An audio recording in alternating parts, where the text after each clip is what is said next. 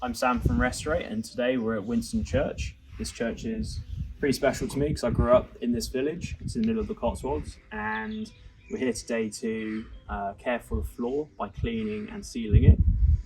We're doing it because we heard on the grapevine that it was going to be sanded by a contractor, and that's the last thing that we want to do because you'll lose a lot of character from the floor. It's over 1,000 years old from the first records that we have of it. So come inside and let's have a look.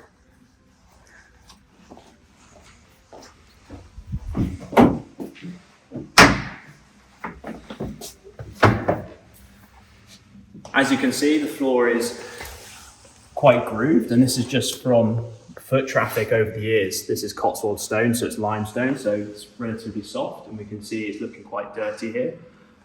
So what we need to do is just scrub it with the Liberon Stone Floor Cleaner, and that should really get into the pores and lift the dirt out, and then we can seal it later on once it's all dried.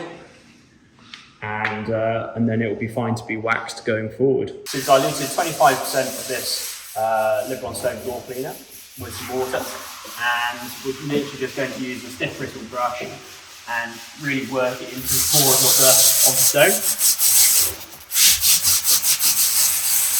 You can see immediately there how it immediately started to lift the dirt. So once you use a scrubbing brush here, because the pores of the stone are quite open, it's quite rough because it's how old it is.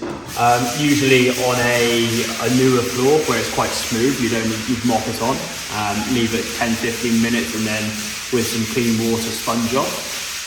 But as it is quite an open pored stone, it's good to get into all the pores with the scrubbing brush.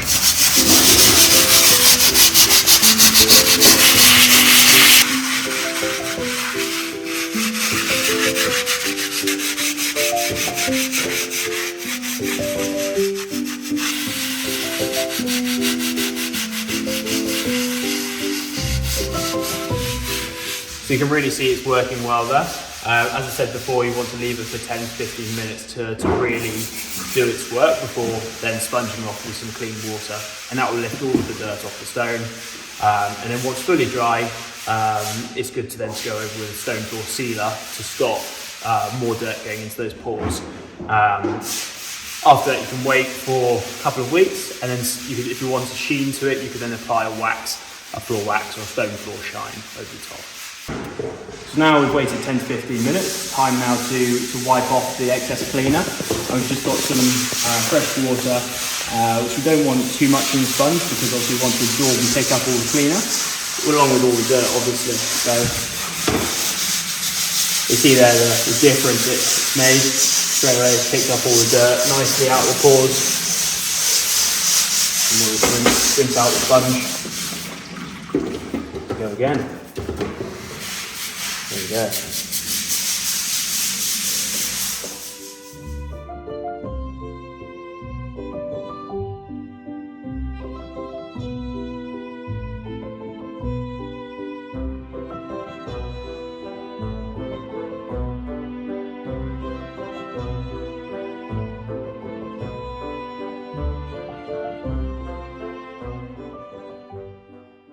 So as much as we're cleaning, it's also really important to leave some of the patina to not get too much into the crevices.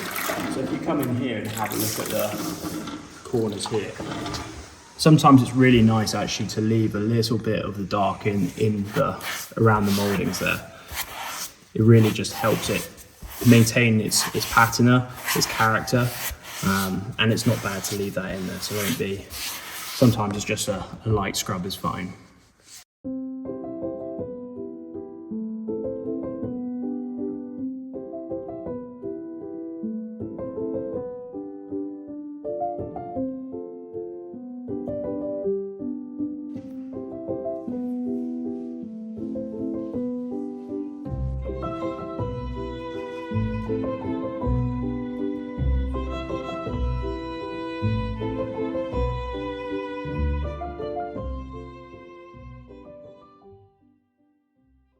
So now we've cleaned the floor, we've let it dry, we've come back the next day, and now we can apply the natural finish stone floor sealer. It's water based, so it doesn't take very long to dry, so we can go straight on just with a brush and work it into the floor and let it dry, probably up to half an hour because it's relatively warm at the moment, and then we'll go on with the second coat. I really want to reapply it until once it's dried, you put water on the surface and it bubbles on the surface and doesn't absorb. That way you know you've got a perfect seal on the stone. Now, because there's lots of wood around and we don't want to splash it too much, I'm just going to go around all the intricate pieces with a smaller paintbrush. For this, ideally we want a synthetic bristle brush because it holds the water-based product a lot better. And yeah, I'll just apply it into around the edges at first.